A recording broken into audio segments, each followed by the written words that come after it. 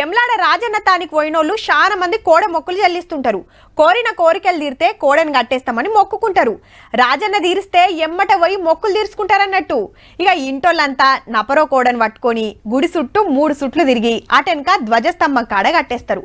ఇట్లా ఒక్కో గుడి కాడ దేవుళ్లకు ఒక్కో తీరు మొక్కులు పెడుతుంటారు. అట్లనే గీ గుడి కాడ గిట్ల చెల్లిస్తుంటారు.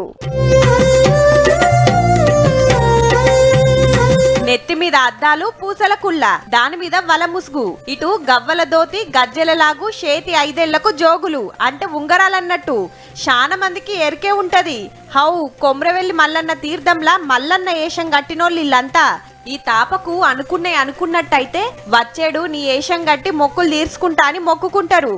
అవి తీరితే ఇట్లా అచ్చం దేవుడు ఎసొంటి ఏషం కట్టిండో భక్తులు సుత అసొంటి ఏషంలో పోయి మొక్కులు పెడుతుంటారు. దేవుడు ఆయనకడే దేవుడు ఎట్ట తయారండి, మేము అట్ట తయారు. దేవుడు నీ దగ్గరికి వచ్చి నీ ఏషం కట్టుకొని నీ దగ్గరికి వచ్చి నీకు మొక్కుకుంటాను మొక్కుకున్నా. బోనాలు ఎక్కిచ్చుడు, పట్నాలేసుడు, పట్నం దొక్కుడు అంతా ఈళ్ల మీదకెళ్ళే నడుస్తది. హగో ఇట్లా శిగముగుకుంటా పట్నం దొక్కుతురన్నట్టు.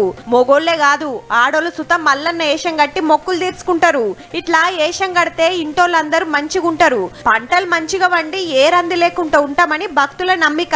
చాలా మందికి ఎరుకున్న ముచ్చటే గాని ఇప్పటోళ్లకు ఎరక చెప్తానికి తీన్మార్లకు పట్టుకొచ్చినామన్నట్టు.